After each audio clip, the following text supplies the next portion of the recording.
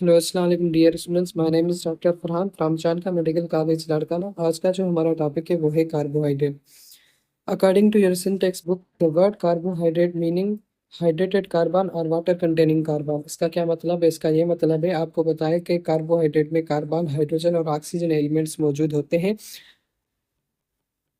तो इसमें जो हाइड्रोजन और ऑक्सीजन जो मौजूद है वो 2:1 रेशो से मौजूद होता है, जो कि रेशो हम वाटर मॉलिक्यूल में भी देखते हैं, 2:1 रेशो।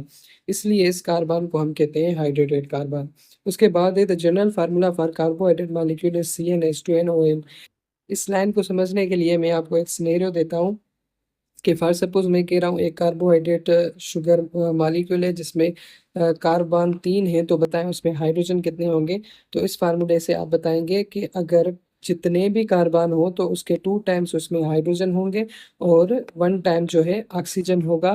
तो इसी वजह से वो मॉलिक्यूल कार्बोहाइड्रेट कहलवाएगा। और फॉर एग्जांपल यहाँ मैंने कहा कि हाइड्रोजन जो है इसमें कितने होंगे, तो सिंपली आप क्या करेंगे कि 2 टाइम्स आप कार्बन करेंगे तो ये बनेंगे 6 हाइड्रोजन और 3 ऑक्सीजन एटम्स। तो आपका बन जाएगा ये कार्बोहाइड्रेट मॉलिक्यूल। उसके बाद है according to IUPAC, carbohydrates defined as a polyhydroxy carbonyl compounds. मतलब IUPAC के हिसाब से कार्बोहाइड्रेट की क्या डेफिनेशन है?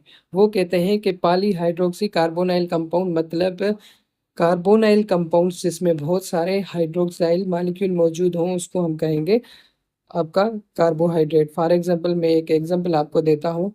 देखें, ये एक मैंने शुगर का मॉलिक्यूल बनाया है, ट्रायो शुगर का। इसमें जो है मैंने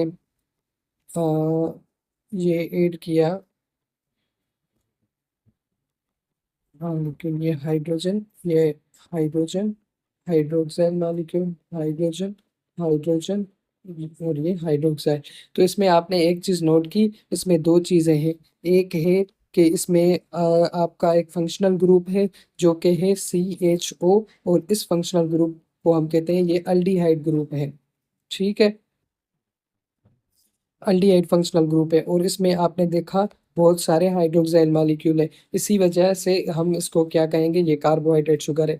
मींस कार्बोनाइल कंपाउंड जिसमें बहुत सारे हाइड्रोक्साइल मॉलिक्यूल हो तो उसको हम कहेंगे कार्बोहाइड्रेट। अब ये अल्डिहाइड और कीटोन क्या है? अल्डिहाइड और कीटोन हम कहते हैं ये फंक्शनल ग्रुप होते हैं। फंक्शनल ग्रुप क्या होता है? वो ग्रुप ऑफ एटम जिसकी वजह से उस मॉलिक्यूल की प्रॉपर्टीज चेंज हो जाए तो उसको हम कहेंगे फंक्शनल ग्रुप। और जो कार्बोहाइड्रेट में फंक्शनल ग्रुप होते हैं वो अल्डिहाइड और कीटोन, और इन दोनों को हम कार्बोनाइल फंक्शनल ग्रुप भी कहते हैं। और जिस कंपाउंड में ये होंगे उसको हम कहेंगे कार्बोनाइल कंपाउंड। उसके बाद है the main source of carbohydrates are plant because they synthesise carbohydrate molecules is a primary product during photosynthesis.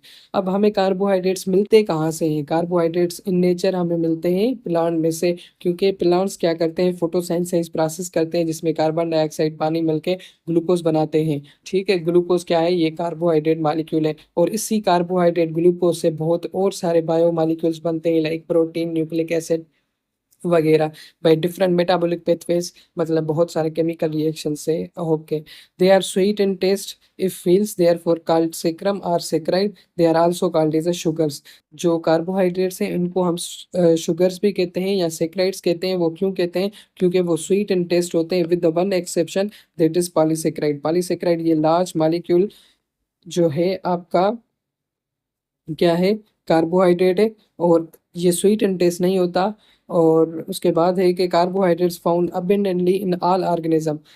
Carbohydrate her living organism में मौजूद होता है। लाइक हम एक एग्जांपल लेते हैं प्लांट सेल वाल का, कि प्लांट सेल वाल में भी आपका सेल्यूलोज मॉलिक्यूल होता है, और ये सेल्यूलोज क्या है, ये कार्बोहाइड्रेट है। और हम ह्यूमन बींग्स में क्या होता है, ग्लूकोज मॉलिक्यूल होता है for as energy source.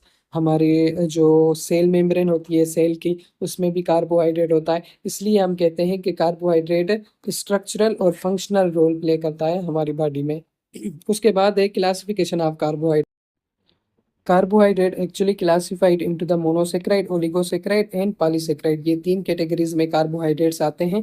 Monosaccharide हम उन कार्बोहाइड्रेट्स को बोलते हैं जिनमें एक शुगर मॉलिक्यूल हो, तो उसको हम क्या कहेंगे, ये मोनोसेक्राइड है। ओलिगोसेक्राइड जिसमें आपके 2 to 10 मोनोसेक्राइड मॉलिक्यूल मौजूद हो उसको हम कहेंगे ओलिगोसेक्राइड। और पॉलीसेक्राइड जिसमें 1000 और हंड्रेड्स ऑफ आपके ये मोनोसेक्राइड मॉलिक्यूल मौजूद हो तो उसको हम कहेंगे पॉलीसेक्राइड। उसके बाद हम आते हैं मोनोसेक्राइड पे। मोनोसेक्राइड क्या है? हम कहते हैं the group of carbohydrate molecules which contain only one sugar molecule, it is called as a monosaccharide which can not hydrolyse due to this reason. इसका मतलब यह है कि मोनोसेक्राइड अगर कोई पूछे कि कार्बोहाइड्रेट में जो मोनोसेक्राइड आते हैं वो क्या है, तो आप कहना कि वो कार्बोहाइड्रेट के मॉलिक्यूल जिसमें सिर्फ एक शुगर मॉलिक्यूल मौजूद हो तो उसको हम मोनोसेक्राइड कहेंगे, और इसमें एक ही शुगर मॉलिक्यूल होता है, मींस मोनोमर होता है, तो ये फर्दर हाइड्रोलाइज नहीं होंगे। हाइड्रोलाइसिस मैंने आपको बताया था, पॉलीमर्स लार्ज मॉलिक्यूल टूटते हैं इनटू द मोनोमर्स, इसको हम कहते हैं hydrolysis by the addition of water molecule. पर इसमें तो है ही एक मोनोमर मॉलिक्यूल मौजूद है, तो इसलिए ये फर्दर हाइड्रोलाइज मोनोसेक्राइड्स नहीं होंगे। उसके बाद है the empirical formula of their molecule CnH2nOn। Empirical formula हम कहते हैं कि मॉलिक्यूल का सिंपलेस्ट एक फार्मूला हो उसको हम कहते हैं एम्पिरिकल फार्मूला। और ये फार्मूला मैंने आपको पहले भी बताया था, CnH2n का एक सिनेरियो भी दिया था। इस पे एक एग्जांपल है राइबोज जिसमें 5 कार्बन होते हैं, फ्रक्टोज इसमें 6 कार्बन होते हैं। उसके बाद है all are found in white crystalline solid with sweet taste and soluble in water. ये प्रॉपर्टी है मोनोसेक्राइड की। मोनोसेक्राइड के जो मॉलिक्यूल्स जो कंपाउंड मोनोसेक्राइड होता है वो आप देखेंगे कि वो वाइट क्रिस्टलाइन सॉलिड ऐसे जो होते हैं कंपाउंड्स होते हैं, और इनको जब हम टेस्ट करते हैं तो ये स्वीट एंड टेस्ट होते हैं, और जब इनको पानी में हम जब डुबोते हैं तो ये इजीली जो है वो पिघल जाते हैं, ठीक है, क्योंकि ये सॉल्युबल है। उसके बाद क्लासिफिकेशन ऑफ मोनोसेक्राइड की बात करें तो monosaccharides can further classified on the basis of carbon atoms present in them, the suffix ओज use with number of carbon atoms present in them. जो मोनोसेक्राइड है ना उसमें भी फर्दर जो है मोनोसेक्राइड को क्लासिफाई किया गया है into triose, Tedros, pentose, hexose और हेप्टोस। ये जो क्लासिफिकेशन है ये classification on the basis of number of carbon atoms है, मतलब कितने कार्बन एटम्स जो हैं उनमें मौजूद हैं। तो इसी वजह से आपके ये एग्जाम्पल है, लाइक ट्रायोस में कौन सा एग्जाम्पल आता है आपका ग्लाइसरोस, ट्रायोस में 3 कार्बन होते हैं शुगर में, और इसके एग्जाम्पल है ग्लाइसरोज और डाईहाइड्रोक्सी एसीटोन, ठीक है। और ट्रेट्रोज में एराइथ्रोज, एराइथ्रिलोज। आप अब इसमें जो हाईलाइटेड पॉइंट है वो ये है, एराइथ्रोज और एराइथ्रिलोज, इन पे एमसीक्यूज भी आता है कि ट्रेट्रोज के एग्जांपल्स बताओ, या एराइथ्रोज या एराइथ्रिलोज में कितने कार्बन एटम्स मौजूद होते हैं। उसके बाद है इंपॉर्टेंस ऑफ मोनोसेक्राइड। मोनोसेक्राइड की क्या इंपॉर्टेंस है? मोनोसेक्राइड हम कहाँ कहाँ बॉडी में देखते हैं? तो ये कहते हैं कि ग्लाइसरोल एंड डाईहाइड्रोक्सी एसीटोन जो है ये इंपॉर्टेंट ट्रायोज हैं प्रोड्यूस ड्यूरिंग रेस्पिरेशन। इसका मतलब ये है कि जो मैंने आपको बताया ना कि ट्रायोज में ग्लाइसरोज और डाईहाइड्रोक्सी एसीटोन मॉलिक्यूल आते हैं, ये हम हमारे बॉडी में देखते हैं जब रेस्पिरेशन होती है ना। रेस्पिरेशन में क्या होता है, ग्लूकोज मॉलिक्यूल्स जो कि 6 कार्बन कंटेनिंग कंपाउंड है, ये टूटता है इनटू द कार्बन डाइऑक्साइड और वाटर, ताकि हमको एनर्जी मिल सके, तो इसको हम कहते हैं रेस्पिरेशन। और इस दौरान ये कार्बन जो 6 कार्बन कंटेनिंग कंपाउंड है ये डायरेक्टली कार्बन डाइऑक्साइड और पानी में नहीं टूटता, ये पहले जो है 3 कार्बन कंटेनिंग कंपाउंड्स में टूटता है, जिनको हम डाईहाइड्रोक्सी एसीटोन और ग्लाइसरोल कहते हैं, ठीक है। और ट्रायोज जो सॉरी ट्रेट्रोज जो 4 कार्बन कंटेनिंग कंपाउंड है वो रेयर इन नेचर, बहुत कम मिलता है, और अगर मिलता भी है तो ये कुछ बैक्टीरियाज में मिलता है। पेंटोज शुगर जो है from basic skeleton of nucleic acid. अब जो 5 कार्बन शुगर है हमारे बॉडी में जो सेल्स होते हैं, सेल में न्यूक्लियस होता है, न्यूक्लियस में डीएनए आरएनए होते हैं, और ये डीएनए आरएनए आपके न्यूक्लिक एसिड मॉलिक्यूल से बनते हैं, और उस न्यूक्लिक एसिड में भी एक 5 कार्बन कंटेनिंग शुगर होती है जो कि होती है पेंटोज शुगर, और इसमें फास्फेट और जो है दूसरे मॉलिक्यूल्स ऐड होते हैं, तभी जो है ये न्यूक्लिक एसिड मॉलिक्यूल्स बनते हैं। तो हेंस प्रूफ के pentose sugar 5 carbon containing sugar हमें कहाँ मिलती है? ये हमें मिलती है न्यूक्लिक एसिड में, या सिंपली डीएनए या आरएनए में मौजूद होती है। हेक्सोज जो कि 6 कार्बन कंटेनिंग शुगर है are the most important sugars from biological point of view. Hexose sugar 6 carbon containing जो शुगर है ये बहुत इंपॉर्टेंट है बायोलॉजिकल पॉइंट ऑफ व्यू से, क्योंकि आपने देखा होगा हेक्सोज जो कि ग्लूकोज मॉलिक्यूल फॉर एग्जांपल है, इसमें 6 कार्बन होते हैं, जो कि एग्जांपल है हेक्सोज का। तो ये बायोलॉजिकल पॉइंट ऑफ व्यू से कैसे इम्पोर्टेंस रखता है, क्योंकि ग्लूकोज जब हमारे सेल्स में टूटता है तो एनर्जी हमें प्रोवाइड होती है, और ये हम प्रोसेस रेस्पिरेशन फोटोसिंथेसिस इसमें जिक्र आता है इस ग्लूकोज का, इसीलिए ये कह रहा है कि बायोलॉजिकल पॉइंट ऑफ व्यू से बहुत इंपॉर्टेंट है। ग्लूकोज जो है ये हमें फ्रूट्स में मिलता है, स्वीट कॉर्न, हनी में मिलता है। It is also found in all known polysaccharide in combined state. अब इस लाइन का ये मतलब है, नॉर्मली हमें ग्लूकोज कहाँ से मिलता है? फ्रूट से मिलता है, हनी से मिलता है, स्वीट कॉर्न से मिलता है, और जो है जो polysaccharide large weight molecular carbohydrates होती है ना, जिसमें बहुत सारे मोनोमर्स होते हैं, उनमें भी आप देखेंगे ना, उसमें उनमें मोस्टली जो है आपका ग्लूकोज मॉलिक्यूल होता है, और वो उनमें कंबाइंड स्टेट मतलब ग्लूकोज ग्लूकोज आपस में मिले होते हैं, तभी जो है आपका क्या बनता है? पॉलीसेकेराइड मॉलिक्यूल बनता है। फ्रक्टोज जो है ये अनदर हेक्सोज शुगर है, 6 कार्बन कंटेनिंग शुगर है। ये मोस्टली हमें फ्रूट में मिलती है, इसीलिए हम इसको कहते हैं फ्रूट शुगर।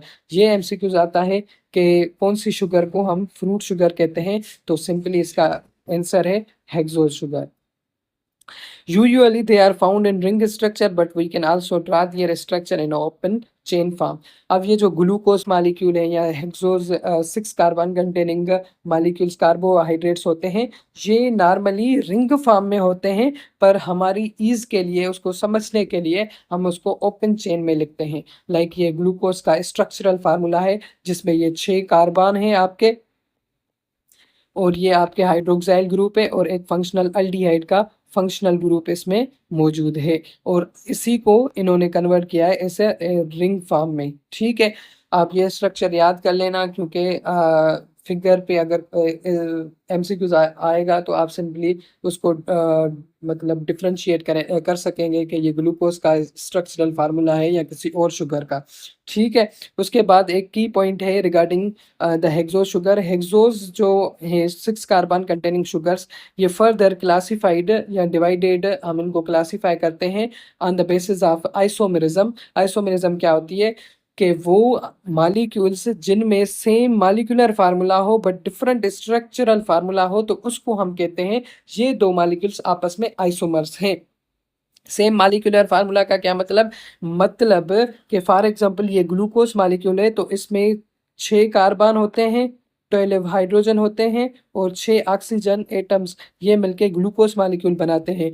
यही जो है 6 कार्बन, 12 हाइड्रोजन और 6 आपके ऑक्सीजन मेनोज में भी होते हैं, यही आपके गैलेक्टोज मॉलिक्यूल में भी होते हैं। पर फर्क क्या है इनकी? जब आप स्ट्रक्चर देखेंगे तो वो मुख्तलिफ होगी। लाइक इसमें 6 कार्बन तो हैं, और 12 हाइड्रोजन और 6 ऑक्सीजन तो हैं, पर आप जब इन पे इनकी पोजीशंस देखेंगे, कार्बन की पोजीशन, तो लाइक इस पे सेकंड जो कार्बन है, इस पे हाइड्रोक्साइल देखें, फॉर सपोज मैं ये साइड जो है राइट साइड लेता हूँ, ये लेफ्ट साइड, तो जो राइट साइड पे सेकंड कार्बन जो है उसकी राइट साइड पे हाइड्रोक्साइल ग्रुप है। यही अगर मेनोज में देखें तो उसकी लेफ्ट साइड पे हाइड्रोक्साइल जो है फंक्शनल ग्रुप मौजूद होता है, या मॉलिक्यूल मौजूद होता है। ठीक है, ये एमसीक्यूज पिकअप हो सकता है यहाँ से कि मेनोज सॉरी ग्लूकोज और मेनोज में क्या डिफरेंस है, ये आपने सबसे पहले कहना है। ये आपस में आइसोमर्स हैं, और आइसोमर्स कैसे हैं? क्योंकि इनमें स्ट्रक्चरल फार्मूला डिफरेंट आता है। और स्ट्रक्चर की बात करें तो सेकंड कार्बन पे जो हाइड्रोक्साइल ग्रुप है उसकी पोजीशन चेंज होती है, और यहीं आप जब गैलेक्टोज में देखेंगे तो उसी में भी ये थर्ड कार्बन जो है 1 2 3 4 सॉरी फोर्थ कार्बन है, इसकी भी जो है हाइड्रोक्साइल पोजीशन ग्लूकोज से चेंज है। तो ये एमसीक्यूज पिकअप होते हैं। तो काइंडली आपने दो चीज़ें याद करनी है कि ग्लूकोज, मेनोज, गैलेक्टोज, इनमें सेम मॉलिक्यूलर फार्मूला है, पर इनका स्ट्रक्चरल फार्मूला डिफरेंट है। अगर स्ट्रक्चर में आए तो आप बताना कि सेकंड पोजीशन और इसकी जो है फोर्थ पोजीशन, और जो मेनोज की ये सेकंड पोजीशन है, इनमें हाइड्रोक्साइल की जो पोजीशन है वो चेंज है। उसके बाद है डायसैकराइड्स। अब आते हैं हम इसकी सेकंड क्लासिफिकेशन पे, जो कि है आपके डायसैकराइड। सॉरी, इधर डायसैकराइड नहीं होना चाहिए, यहाँ ओलिगोसैकराइड्स होना चाहिए, ओलिगोसैकराइड मॉलिक्यूल्स। वो क्यों? क्योंकि the type of carbohydrate which are made up 2 to 10 monosaccharide molecules are called as a oligosaccharide. Oligosaccharide हम कार्बोहाइड्रेट के उन मॉलिक्यूल को कहते हैं जिनमें 2 to 10 मोनोसेक्राइड आपस में मिले हों, तो उनको हम कहेंगे ओलिगोसेक्राइड। लाइक ये देखें, ग्लूकोज ग्लूकोज ग्लूकोज, ये आपस में मिलके क्या बनाते हैं, ये ओलिगोसेक्राइड। अब सॉरी, अगर 10 से ज्यादा मॉलिक्यूल्स हो, मोनोसेक्राइड हो, तो उनको हम कहेंगे पॉलीसेक्राइड। और डाइसेक्राइड क्या होते हैं? डाइसेक्राइड हम नॉर्मली कहते हैं कि वो मॉलिक्यूल्स जिनमें दो मोनोसेक्राइड, वो कार्बोहाइड्रेट जिनमें दो मोनोसेक्राइड मौजूद हो, उनको हम कहेंगे डाइसेक्राइड। अब इनकी प्रॉपर्टीज पे आए तो they are less sweet and taste, less soluble in water comparatively. मतलब अगर मोनोसेक्राइड से देखें तो इनका जो टेस्ट होता है वो स्वीट एंड टेस्ट ये होते हैं, पर कम होते हैं as compare to the monosaccharide, और सॉल्युबल भी लेस होते हैं as compare to the monosaccharide. The most common type is disaccharide. इसका कॉमन जो कॉमन इनमें ओलिगोसेक्राइड्स में जो मॉलिक्यूल्स आते हैं वो होते हैं आपके डाइसेक्राइड्स। डाइसेक्राइड मतलब जिनमें दो शुगर हो। On hydrolysis yield two monosaccharide, जब इनकी हाइड्रोलाइसिस करेंगे, वाटर का मॉलिक्यूल ऐड करेंगे इन डाइसेक्राइड्स में, तो ये दो आपको मोनोसेक्राइड्स देंगे। The covalent bond between these two monosaccharides is glycosidic bond और लिंकेज। ये जो आपके डाइसेक्राइड मॉलिक्यूल्स हैं ना, लाइक ये ग्लूकोज ग्लूकोज आपस में मिलते हैं तो आपका माल्टोज माल्टोज मॉलिक्यूल बनता है जो कि डाइसेक्राइड है। तो इसमें जो बॉन्ड बनता है उस बॉन्ड को हम कहते हैं ग्लाइकोसाइडिक बॉन्ड। और वो कैसे बनता है? वो ऐसे बनता है कि इनके जो ये फंक्शनल ग्रुप हैं, इनमें से एक में से हाइड्रोक्साइल ग्रुप निकलता है, दूसरे में से हाइड्रोजन निकलता है, मतलब वाटर मॉलिक्यूल निकला, तो ये आपस में मिल जाएंगे और ये माल्टोज बनाएंगे। और इस प्रोसेस को हम क्या बोलते हैं? डीहाइड्रेशन साइंसाइज या कंडेंसेशन, जिसमें से डीहाइड्रेशन मींस वाटर निकल रहा है, साइंसाइज माल्टोज मतलब माल्टोज मॉलिक्यूल जो है वो बन रहा है। ठीक है। उसके बाद हम ग्लाइकोसाइड क्या होता है? ग्लाइकोसाइड हम कहते हैं सिंपली एक रिंग शेप्ड मॉलिक्यूल, पर वो रिंग शेप्ड मॉलिक्यूल किसी और दूसरे रिंग शेप्ड मॉलिक्यूल से अटैच्ड हो, तो इसको हम कहेंगे ग्लाइकोसाइड। ठीक है। द शुगर रिंग में बी आइदर 5 मेंबर रिंग और 6 मेंबर रिंग। तो लाजमी नहीं है ये 6 कार्बन कंटेनिंग रिंग हो, ये 5 कार्बन कंटेनिंग रिंग भी हो सकती है। फॉर एग्जांपल आपका सक्रोज है, ये एक डाइसेक्राइड मॉलिक्यूल है जो दो शुगर मॉलिक्यूल से ग्लूकोज और फ्रक्टोज जब आपस में मिलते हैं तो क्या बनता है? सक्रोज बनता है। ठीक है। उसके बाद ये बहुत ही इंपॉर्टेंट की पॉइंट है कि जो डाइसेक्राइड है ना, ये रिड्यूसिंग या तो नॉन रिड्यूसिंग शुगर्स होती है। ये बहुत इंपॉर्टेंट पॉइंट है, प्लीज इसको हाईलाइट कर लें। अब रिड्यूसिंग और नॉन रिड्यूसिंग का क्या कॉन्सेप्ट है? हम रिड्यूसिंग शुगर्स कहते हैं वो कार्बोहाइड्रेट्स जो कैपेबल हो ऑक्सीडाइज्ड होने के लिए। मतलब ऑक्सीडेशन हम क्या बोलते हैं कि कोई मॉलिक्यूल अपना इलेक्ट्रॉन डोनेट करे तो उसको हम कहते हैं ये मॉलिक्यूल ऑक्सीडाइज हो गया। ठीक है। And causes the reduction of other substance without hydrolysis. मतलब ये कि फॉर एग्जांपल एक मॉलिक्यूल है जो अपना इलेक्ट्रॉन जो है वो शेयर कर रहा है किसी दूसरे मॉलिक्यूल के साथ, मतलब खुद ऑक्सीडाइज हो रहा है, और दूसरा जो मॉलिक्यूल जो वो इलेक्ट्रॉन एक्सेप्ट कर रहा है, तो वो क्या होगा? वो होगा आपका रिड्यूस हो जाएगा, और इसमें हाइड्रोलाइसिस नहीं होती, वाटर मॉलिक्यूल रिमूव नहीं होता। ठीक है। It is due to the presence of free aldehyde और फ्री कीटोन ग्रुप। ये इस वजह से होते हैं क्योंकि इनमें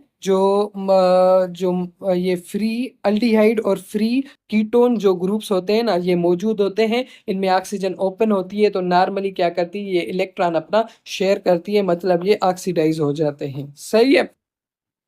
इसके एग्जाम्पल माल्टोज लैक्टोज वगैरह हैं। और कोई पूछे कि नॉन रिड्यूसिंग शुगर्स कौन सी हैं, तो आप बताना sucrose and raffinose. Mostly MCQs यहाँ से आता है कि कौन सी शुगर जो है आपकी नॉन रिड्यूसिंग शुगर है, या कौन सा डाइसेक्राइड मॉलिक्यूल है जो कि नॉन रिड्यूसिंग है, तो आप बताना सक्रोज है। Living organism specially plants transport their sugar from source to the sink tissue in the form of non-reducing sugar where glycosidic bonds are formed between carbonyl groups of both sugar।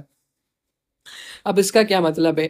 ये कह रहा है कि nature ने non reducing sugars क्यों बनाई? वो इसलिए बनाई ताकि देखें, प्लांट होता है ना, प्लांट में क्या होता है? ये फॉर एग्ज़ाम्पल मैंने एक प्लांट बनाया, ठीक है? ट्री बनाया, इसमें क्या होते हैं यहाँ फॉर एग्ज़ाम्पल लीव्स होते हैं। अब लीव्स में क्या होता है ग्लूकोज़ मॉलिक्यूल बनता है, ठीक है? और ग्लूकोज़ ये दूसरे मॉलिक्यूल से मिलके डाइसैकेराइड मॉलिक्यूल्स बनाते हैं, ठीक है? अब डाइसैकेराइड्स हमने कहा कि मोस्ट ऑफ डाइसैकेराइड मॉलिक्यूल्स जो होती हैं वो होती हैं रिड्यूसिंग सॉरी खुद ऑक्सीडाइज्ड हो जाती हैं, मतलब रिड्यूसिंग शुगर होती हैं, मतलब ये इजीली किसी और मॉलिक्यूल के साथ रिएक्ट कर सकती हैं। तो ये जो आपके ग्लूकोज मॉलिक्यूल हैं या डाइसैकेराइड है, ये आपको पता है कि ये जो पूरा प्लांट है उसमें डिफरेंट सेल्स मौजूद होते हैं और इन सेल्स को एनर्जी चाहिए, वो एनर्जी ग्लूकोज से मिलती है। तो यहाँ जो फूड बन रहा है, ग्लूकोज मॉलिक्यूल बन रहा है, वो must be transported to other tissue cells, ताकि वो सेल्स जो हों उनको भी एनर्जी मिले। तो यहाँ से जो डाइसैकेराइड मॉलिक्यूल मूव करता है वो in the form of non reducing sugar के ट्रांसपोर्ट करता है, क्योंकि अगर फॉर एग्जांपल यहाँ एक रिड्यूसिंग शुगर आ रही है, ठीक है, वो अगर किसी और मॉलिक्यूल के साथ रिएक्ट करके करते जाए, तो वो शुगर मतलब ग्लूकोज तो हमें मिलेगा ही नहीं इन दूसरे टिश्यूज़ को। इसी वजह से हम कहते हैं कि आपकी जो नॉन रिड्यूसिंग शुगर है जो कि है सक्रोज, वो ट्रांसपोर्टिंग मटेरियल है, वो ट्रांसपोर्टेशन में हेल्प करती है, ठीक है, in plants. During transport, it is not oxidized and react with other substance. No intermediate reaction with other molecules occur. जो कि मैंने आपको बताया, ये बीच में किसी और मॉलिक्यूल के साथ रिएक्ट नहीं करती। उसके बाद आते हैं हम पॉलीसेकेराइड। उसके बाद है आपका पॉलीसेकेराइड्स। पॉलीसेकेराइड हम किसको बोलते हैं? They are high molecular weight carbohydrates which on hydrolysis yield many monosaccharide molecules. ये जो पॉलीसेकेराइड है ये कार्बोहाइड्रेट ही हैं, पर ये बहुत सारे मोनोसेकेराइड मॉलिक्यूल से बनते हैं। जब मोनोसेकेराइड्स आपस में मिलते हैं थ्रू द कंडेंसेशन प्रोसेस, तो क्या बनता है? आपका पॉलीसेकेराइड बनता है। जब इसको हम हाइड्रोलाइज करते हैं, इसमें पानी के मॉलिक्यूल्स डालते हैं, तो क्या बनता है? बहुत सारे इससे हमें मोनोसेक्राइड्स मिलते हैं, ठीक है। एग्जाम्पल इसके स्टार्च, ग्लाइकोजन, सेल्यूलोज और काइटिन है। स्टार्च पे आ जाए तो स्टार्च जो है ये most important and abundant reserve food material है फॉर हायर प्लांट्स। जो बड़े प्लांट्स होते हैं ना, वो क्या करते हैं कि जो अपना ग्लूकोज मालिक्यूल है जो कि उनको एनर्जी प्रोवाइड करता है, वो ग्लूकोज मालिक्यूल्स आपस में मिलके स्टार्च बनाते हैं, ताकि इन फ्यूचर अगर ग्लूकोज मालिक्यूल उनकी बॉडी में कम हो जाए, तो वो क्या करें? स्टार्च को तोड़ के और ग्लूकोज मालिक्यूल उधर से लें। उसके बाद ये कह रहा है कि it is made up of many glucose molecules together in straight chain form which is known as amylose and branch chain form which is known as amylopectin. इसकी जो ये लाइन्स हैं इनका ये मतलब है कि जो स्टार्च है ना, स्टार्च जो है स्ट्रक्चरली इनकी इसकी दो स्ट्रक्चर्स होती हैं। एक होती है आपकी अमाइलोपेक्टिन और दूसरी स्ट्रक्चर होती है अमाइलोज। अब ये अमाइलोपेक्टिन क्या है और अमाइलोज क्या है? अमाइलोज हम कहते हैं जब ग्लूकोज मॉलिक्यूल्स जब स्टार्च बनाए और ये स्ट्रेट चेन में आपस में मिलें, तो इस स्ट्रक्चर को हम कहते हैं स्टार्च की अमाइलोज स्ट्रक्चर है। और अमाइलोपेक्टिन में क्या होती है? ये ग्लूकोज मॉलिक्यूल आपस में मिलें, अलोंग विथ ये क्या करें? ये इस एक ब्रांच भी बनाए, मतलब ब्रांचिंग में भी इनके साथ जो हो आपके ग्लूकोज मॉलिक्यूल मौजूद हो, तो इस स्ट्रक्चर को हम कहते हैं अमाइलोपेक्टिन स्ट्रक्चर है, जो कि है स्टार्च की। और ये जो अमाइलोपेक्टिन है, ये जो है इनसॉल्युबल है इन हॉट वाटर और कोल्ड वाटर। चाहे हॉट हो या कोल्ड वाटर हो, उसमें ये इनसॉल्युबल स्ट्रक्चर्स होती हैं। और जो अमाइलोज है, अमाइलोज मॉलिक्यूल्स जो होते हैं स्टार्च के, वो इजीली जो होते हैं वो सॉल्युबल होते हैं इन वाटर। उसके बाद बहुत ही इम्पॉर्टेंट पॉइंट है जो कि आपने नोट करनी है, वो ये है कि starch gives blue colour to iodine. मतलब ये है कि हमें कैसे पता चले? फॉर एग्जांपल मैं ले आता हूँ आपके पास एक शुगर जो कि है पॉलीसेकेराइड शुगर है, और मैं कहता हूँ आप कैसे हमें कैसे पता चले कि ये जो है स्टार्च मॉलिक्यूल है, इस शुगर में पॉलीसेकेराइड में स्टार्च है। तो आप क्या करेंगे? एक बीकर लेंगे, उसमें आप स्टार्च जो है वो डालेंगे और क्या करेंगे? आयोडीन जो है कंपाउंड वो भी डालेंगे, तो ये दोनों आपस में रिएक्ट करते हैं और ये स्टार्च जो है हमें ब्लू कलर देगा। तो हमें कंफर्म हो जाएगा कि ये जो हमने शुगर दी थी वो शुगर स्टार्च है। उसके बाद है ग्लाइकोजन। ग्लाइकोजन हम कहते हैं द पॉलीमर ऑफ ग्लूकोज। ये पॉलीमर ऑफ ग्लूकोज है। Molecular structure is similar to starch but found in animal, therefore it is commonly known as a animal starch. जो ग्लाइकोजन मॉलिक्यूल है ये भी एक्चुअली ग्लूकोज मॉलिक्यूल से बनते हैं और इसकी स्ट्रक्चर भी स्टार्च की तरह होती है, इसीलिए हम इसको कहते हैं एनिमल स्टार्च। और इसका काम भी यही होता है कि हम ह्यूमन बींग्स जो हैं क्या करते हैं, हमारा जो ग्लूकोज मॉलिक्यूल होता है, बहुत सारे ग्लूकोज मॉलिक्यूल्स आपस में मिलके ग्लाइकोजन बनाते हैं, ताकि इन फ्यूचर अगर glucose for example in Ramzan हम क्या करते हैं, रोज़ा रखते हैं, तो उसमें हमारे ग्लूकोज मॉलिक्यूल कम हो जाते हैं, बॉडी यूटिलाइज कर देती है, फिर भी हमें जो है मतलब हम स्टेबल होते हैं। वो क्यों होते हैं? क्योंकि हमारे बॉडी में ग्लाइकोजन होता है, स्टोरेज फॉर्म ऑफ ग्लूकोज होता है, वो टूट के हमें ग्लूकोज प्रोवाइड करता है, इवन हम रोटी वगैरह नहीं खाते। अब ग्लाइकोजन जो है हमें कौन से टिश्यूज़ में मिलेगी हमारे बॉडी में? वो मिलती है आपके लिवर में और मसल्स। लिवर और मसल से ऑर्गेन्स में क्या होती है, ग्लाइकोजन स्टोर होती है।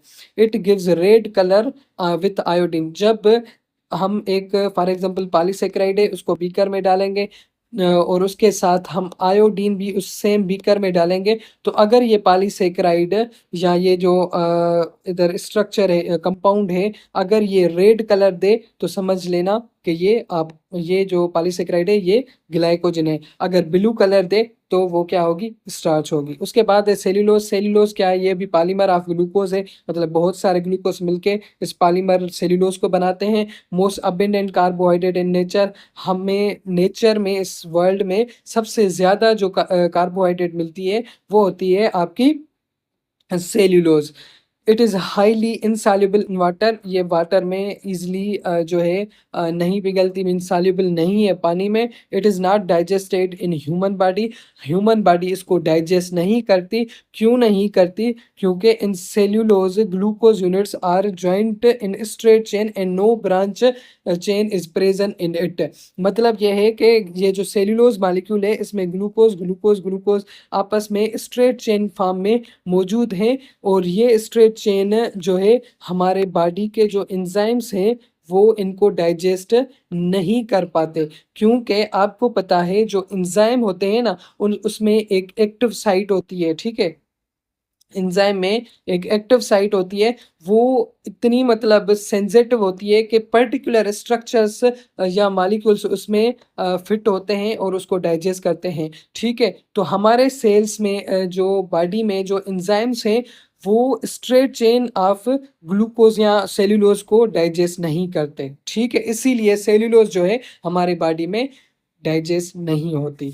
उसके बाद है these tubes of cellulose form cell wall of plant. और से मतलब सेल्यूलोज जो है वो आपके प्लांट की सेल वॉल में मौजूद होती है। और cellulose gives no colour to iodine. मतलब आयोडीन जब इस पॉलीसेकेराइड में पॉलीसेकेराइड से रिएक्ट करवाएंगे तो इसमें कोई भी कलर ऐसा अपीयर नहीं होगा। ये इन्होंने सिंपल स्ट्रक्चर समझाई है अमाइलोज, जो कि मैंने आपको ऊपर समझाई थी, और अमाइलोपेक्टिन स्ट्रक्चर्स जो हैं वो ये हैं। उसके बाद है काइटिन। उसके बाद जो हमारा टॉपिक है वो है काइटिन।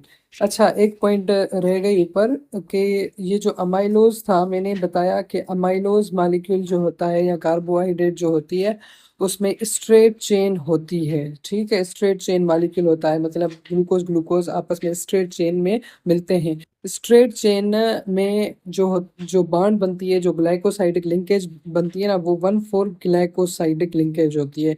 मतलब एक ग्लूकोज मॉलिक्यूल जब दूसरे ग्लूकोज मॉलिक्यूल के साथ मिलेगा तो जो फर्स्ट ग्लूकोज मॉलिक्यूल है उसका कार्बन नंबर 1 और जो सेकंड ग्लूकोज मॉलिक्यूल है उसका कार्बन नंबर 4 आपस में जब मिलेंगे तो इस लिंकेज को हम कहेंगे अल्फा 1,4 ग्लाइकोसाइडिक लिंकेज। अब इसमें से एमसीक्यूज पिकअप हो सकता है कि अमाइलोज जो मॉलिक्यूल्स होते हैं उनमें कौन सी लिंकेज होती है, तो आप बताना अल्फा 1,4 ग्लाइकोसाइडिक लिंकेज। और जो आपके अमाइलोपेक्टिन मालिक्यूल है, आपको पता है अमाइलोपेक्टिन जो है उनमें ब्रांचिंग होती है, ग्लूकोज मालिक्यूल में आपस में ब्रांचिंग होती है, उसको हम कहते हैं कि ये अमाइलोपेक्टिन की स्ट्रक्चर है। जो अमाइलोपेक्टिन मालिक्यूल में या जो ब्रांचिंग पॉइंट होती है, मतलब जो ब्रांच मतलब ये 6th नंबर कार्बन जो है, एक मालिक्यूल का 6 नंबर कार्बन और दूसरे मालिक्यूल का कार्बन नंबर 1 आपस में मिलते हैं तो ब्रांचिंग बनती है।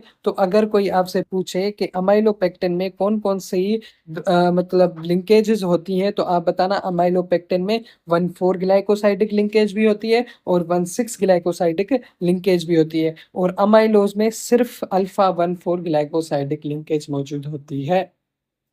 ठीक है, तो let's come to our topic that is chitin. उसके बाद जो हमारा टॉपिक है वो है काइटिन।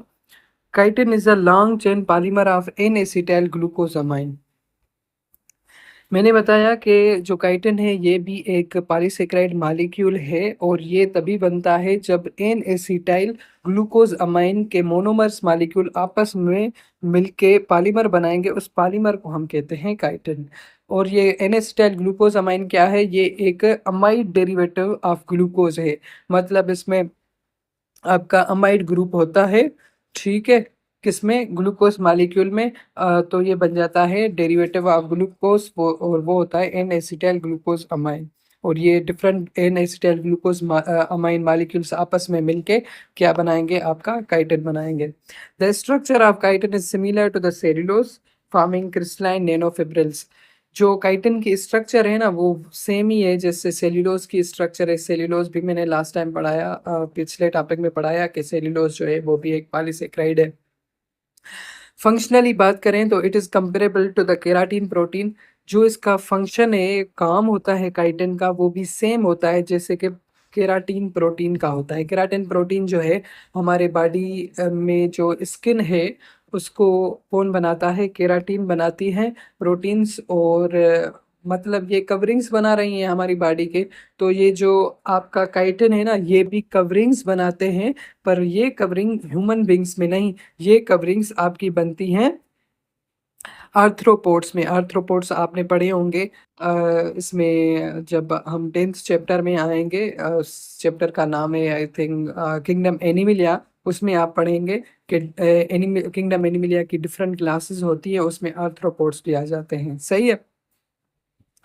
तो chitin is a modified polysaccharide contain nitrogen which allows for increased hydrogen bonding between adjacent polymers giving it more strength। ये जो आपका काइटिन है ये एक पॉलीसेकेराइड मॉलिक्यूल है और इसमें नाइट्रोजन, मैंने बताया ना अमाइड ग्रुप होता है, इस अमाइड ग्रुप की होने की वजह से बहुत सारी ये हाइड्रोजन बॉन्डिंग्स बनाते हैं और एक स्ट्रेंथ इनकी बढ़ जाती है। ठीक है, molecules की। in its pure form and unmodified form chitin is translucent, pliable, resilient, quite tough in arthropods। अब देखें, ये जो काइटिन है ना इसके दो फॉर्म होते हैं, एक होता है मॉडिफाइड फॉर्म और दूसरा होता है अनमॉडिफाइड फॉर्म। मॉडिफाइड फॉर्म और अनमॉडिफाइड फॉर्म। मॉडिफाइड फॉर्म का मतलब ये होता है कि ये जो काइटिन मॉलिक्यूल्स होते हैं उनमें कोई और मॉलिक्यूल्स या कंपाउंड्स जो हैं हम ऐड कर लेते हैं तो ये मॉडिफाइड बन जाते हैं। Like in shells of molluscs. जो मोलस्कस आप किंगडम एनिमिलिया में यही लिविंग ऑर्गेनिज्म किंगडम एनिमिलिया में भी पढ़ेंगे, तो उसके जो ऊपर वाले शेल्स होते हैं ना, बॉडी के ऊपर ऐसे शेल्स बने होते हैं, वो भी आपके बने होते हैं काइटिन के, पर उस काइटिन में कैल्शियम कार्बोनेट भी एडेड होता है। ठीक है, और ये जो अगर कैल्शियम कार्बोनेट एडेड है काइटिन में तो हम ये कहेंगे ये मॉडिफाइड फॉर्म ऑफ काइटिन है। सही है। उसके बाद है कि ये जो मॉडिफाइड फॉर्म होता है ये मच हार्डर होता है, स्टिफर होता है देन प्योर काइटिन। जो प्योर काइटिन होता है जिसमें कोई मॉडिफिकेशंस चेंजिंग नहीं होती, तो वो जो होता है एक्चुअली लेस स्टिफर या हार्डर होता है एज कंपेयर टू द आपके मॉडिफाइड फॉर्म के। सही है। उसके बाद हम आते हैं इसके स्ट्रक्चरल फार्मूला पे कि जो आपका ये काइटिन है, देखें इसमें मैंने बताया ना कि एक आपका फॉर एग्जांपल ये मॉलिक्यूल है, कौन सा मोनोसेक्राइड मॉलिक्यूल है, उस पे जो है मॉडिफिकेशंस की गई है। वो कौन सी मॉडिफिकेशंस की गई हैं? उसमें N acetyl as a functional group added किया गया है और अमाइड ग्रुप इसमें जो है ऐड किया गया है। तो ये क्या बन गया? ये ग्लूकोज अमाइन मॉलिक्यूल बन गया और डिफरेंट ग्लूकोज मॉलिक्यूल आपस में मिलके क्या बनाएंगे? आपका काइटिन बनाएंगे। उसके बाद एक बहुत ही इम्पॉर्टेंट टॉपिक है जो कि है stereo isomers in carbohydrate and its role in artificial stereo isomerism. The molecules are the mirror image of each other. बहुत सारे जो शुगर मॉलिक्यूल्स होते हैं ना, वो आपस में मिरर इमेज होते हैं। मतलब ये कि उनमें प्रोसेस होता है स्टीरियो आइसोमरिज्म का। अब स्टीरियो आइसोमर्स क्या है, इनको सिंपली मैं बताऊं कि एक फॉर एग्जांपल ये ग्लूकोज मॉलिक्यूल है, इनको हम फॉर एग्जांपल इसका हम अगर इसको फॉर एग्जांपल हम मिरर के सामने रखते हैं तो क्या होगा? इसकी जो राइट हैंडेड साइड है वो लेफ्ट हैंडेड साइड हो जाएंगे मॉलिक्यूल्स या एटम्स, और जो लेफ्ट हैंडेड साइड के मॉलिक्यूल्स होंगे वो राइट हैंडेड साइड हो जाएंगे। फॉर एग्जांपल ये लेफ्ट साइड है, ये राइट साइड है, ये इसकी लेफ्ट साइड है, ये इसका राइट साइड है। ठीक है, ये जो है आपस में आइसोमर्स हैं, स्टीरियो आइसोमर्स, जिसमें एक डी ग्लूकोज है और एक एल ग्लूकोज है। ठीक है, इधर देखें जो हाइड्रोक्साइल ग्रुप या एटम मॉलिक्यूल्स हैं, ये इसके देखें डी ग्लूकोज में राइट साइड पे है और एल ग्लूकोज में यही हाइड्रोक्साइल मॉलिक्यूल या कंपाउंड इसके लेफ्ट साइड पे है। और इसमें नंबर ऑफ कार्बन भी आप जब करेंगे कैलकुलेट तो सेम आएंगे। 6 कार्बन आएंगे, 12 हाइड्रोजन और 6 आपके ऑक्सीजन आएंगे। ठीक है, उसके बाद कह रहा है कि ये जो डी ग्लूकोज मॉलिक्यूल है या एल ग्लूकोज मॉलिक्यूल, इसकी इंपॉर्टेंस हमारे बॉडी में क्या है? वो ये है कि हमारे बॉडी में मोस्टली जो है राइट हैंडेड ग्लूकोज मॉलिक्यूल होते हैं, क्योंकि हमारे बॉडी में जो प्रोटीन्स होते हैं या एंजाइम्स होते हैं वो एक्ट करते हैं अपन डी ग्लूकोज मॉलिक्यूल। वो एल ग्लूकोज पे मतलब एक नहीं करते, क्योंकि उनकी स्ट्रक्चर जो होती है एंजाइम्स की वो एल ग्लूकोज के साथ मैच नहीं करती। The enzyme which are present in our body are also right handed. जो हमारे एंजाइम्स हैं वो भी राइट हैंडेड है, therefore right handed enzymes metabolise right handed sugars or sugar sweeteners which are used by diabetic patients usually are left-handed sugars. These sugars have same mass and same sweetness but have 0 calories. अब इसका क्या मतलब है?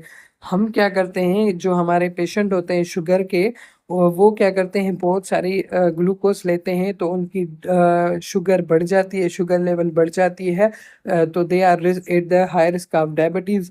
तो हम क्या करते हैं, उनको हम एल शुगर मॉलिक्यूल देते हैं जो कि स्वीट भी होते हैं एज लाइक ऑफ ग्लूकोज, पर उनकी जो कैलोरी होती है वो बहुत कम होती है। ठीक है, the sugars are not digested in our body. ये शुगर मॉलिक्यूल्स हमारे बॉडी में डाइजेस्ट नहीं होते क्योंकि इन पे एंजाइम हमारे एक्ट ही नहीं करते, because all our enzymes are right handed and they are specific to break down the right handed sugars, जो कि मैंने अभी आपको बताया। The left handed won't fit into the catalytic site, consequently there will be no break down of this sugar, no metabolism and no calories. इसका ये मतलब है कि जो हमारे बॉडी में एंजाइम्स है ना, उनकी एक कैटालाइटिक साइट होती है जिसके साथ वो किसी और मॉलिक्यूल के साथ रिएक्ट करके और उसको क्या करते हैं, डिस्ट्रॉयड करते हैं या किसी और फॉर्म में चेंज कर लेते हैं। तो ग्लूकोज को ये मेटाबोलाइज नहीं कर सकते राइट हैंडेड ग्लूकोज को, क्योंकि ये खुद एक लेफ्ट हैंडेड ग्लूकोज मॉलिक्यूल को ये डाइजेस्ट नहीं करते। और अगर ग्लूकोज की डाइजेशन नहीं होगी मीन्स नो मेटाबॉलिज्म, और मेटाबॉलिज्म नहीं होगा तो आपको पता है एनर्जी कैलोरी भी नहीं मिलेगी, क्योंकि आपको पता है ग्लूकोज टूटता है तो कार्बन डाइऑक्साइड, वाटर और एनर्जी देता है। ठीक है, तो अगर ग्लूकोज ही नहीं टूटेगा तो हमें एनर्जी भी नहीं मिलेगी। Wish you best of luck, thank you so much, और काइंडली इस लेक्चर्स के हमें फीडबैक ज़रूर